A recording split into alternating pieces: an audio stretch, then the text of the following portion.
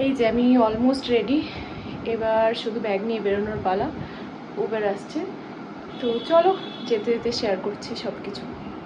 যদি আগের ব্লগটা দেখে থাকো তাহলে এতক্ষণে বুঝতে পারছো আমি কোথায় যাচ্ছি। স্বপ্নের খুব কাছাকাছি। কলকাতা থেকে রাজধানী ট্রেনে করে শুরু করলাম যাত্রা। উঠে এই স্ন্যাক্সটা দিয়েছিল, যেটা খেতে খেতে গল্প মজা আড্ডা দিচ্ছিলাম। আর তারপর রাতে ডিনার করে শুয়ে পড়েছিলাম। আমার মুখের এই হাসিটা দেখেই বুঝতে পারছো ঠিক কতটা এক্সাইটেড আর খুশি আছি। যারা আমাকে প্রথমবার এই ব্লগে দেখছো তাদের জন্য বলে রাখি, আমি রওনা হচ্ছি লাদাখ বাইক ট্রিপের জন্য, যেটা স্টার্ট হবে শ্রীনগর থেকে আর এন্ড হবে মানালিতে। পুরো 12 দিনের বাইক ট্রিপ। সব রকম ডিটেলস এই চ্যানেলেই শেয়ার করব, তাই ঝটফট চ্যানেলটাকে সাবস্ক্রাইব করে নাও। আর লাদাখের সব রকম ক্রেজি ভিডিও দেখার জন্য ওয়েট করে থাকো। আর যদি আমার রিলস দেখতে চাও তাহলে আমার ইনস্টাগ্রাম প্রোফাইল ফলো করো, যেখান থেকে তোমরা লাদাখের ক্রেজি রিলসও দেখতে পারবে। এখন সকাল 11টা বাজে, আমরা দিল্লিতে নেমে গেছি। এখন কিছুক্ষণ দিল্লি এক্সপ্লোর করব, কারণ আমাদের নেক্সট ট্রেন হচ্ছে দিল্লি থেকে কাটরা, যেটা সন্ধ্যে 7টার সময়। তো দিল্লিতে যেহেতু আমরা নেমেছি, তো এখন আমাদের হাতে অনেকক্ষণ টাইম আছে। এখানে আমরা কিছুক্ষণ দিল্লি স্ট্রিট ফুড এক্সপ্লোর করব, দিল্লির কিছু স্ট্রিট এক্সপ্লোর করব। তো চলো সেটাও শেয়ার করছি তোমাদের সাথে যেতে যেতে।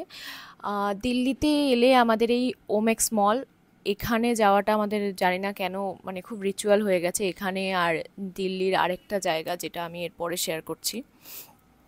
তো এই দুটো জায়গা আমাদের খুবই ফেভারিট। আমি জানি না, সবার মধ্যে এই জিনিসটা চলে এসছে অনেক দিন ধরেই। তো এই ওমেক্স মলে আমরা এখন একটু কিছুক্ষণ বসবো, কিছু জুস টুস খাবো, তারপরে এখান থেকে বেরিয়ে যে জায়গাটায় যাচ্ছি সেটা হচ্ছে দিল্লির জামা মসজিদের 1 নাম্বার গেটের ঠিক অপোজিটের যে গলি। আমি জানি না তোমাদের সবার এই জায়গাটা ভালো লাগে কিনা বা ভালো লাগবে কিনা, তোমরা কমেন্ট করে জানিও। বাট আমার স্পেশালি এই জায়গাটা খুবই ভালো লাগে, স্পেশালি এই আসলাম পয়েন্টের আসলাম বাটার চিকেন, যেটা আমার প্রচণ্ড ফেভারিট একটা খাবার। আমি লাস্ট টাইমও এসে ট্রাই করেছিলাম। আর এইবার তো খুব কলকাতা থেকে খুব এক্সাইটেড ছিলাম যে কতক্ষণে এটা খেতে পাবো, কতক্ষণে এর দেখা পাবো।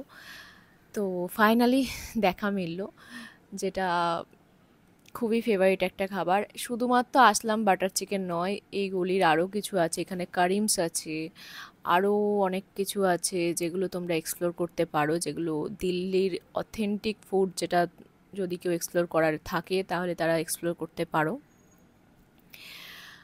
চলো, আর এরপর দিল্লির স্ট্রিটে কিছুক্ষণ ঘুরে নিজেদের মতন কিছু কেনাকাটা, কিছু ছোটোখাটো শপিং এগুলো করে নিয়ে বেরিয়ে পড়লাম কাটরা ট্রেনের জন্য। এবার আমরা রওনা হব, কারণ কাটরা ট্রেন অলমোস্ট চলে এসছে স্টেশনে।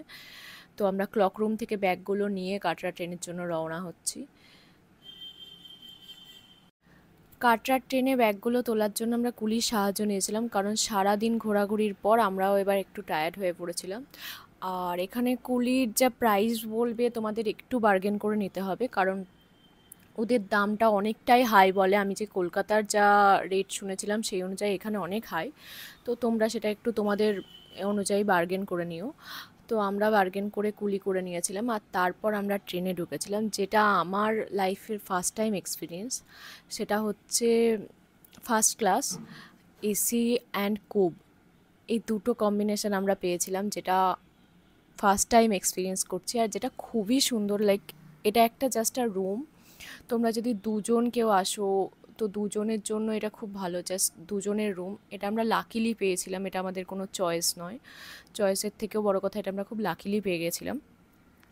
তো তোমরা এটা নিতেই পারো, কারণ এটা দুজনের রুমের মতন, আর এখানে তোমাদের ব্যাগ ট্যাগ সব কিছু খুব সেফ থাকছে। তো চলো কালকে সকালে কাটরায় উঠে কি করলাম আর তারপরে কাটরা থেকে কিভাবে যাচ্ছি সবটা শেয়ার করছি পরের ব্লগে। তো এখানে এন্ড করছি ব্লগটা।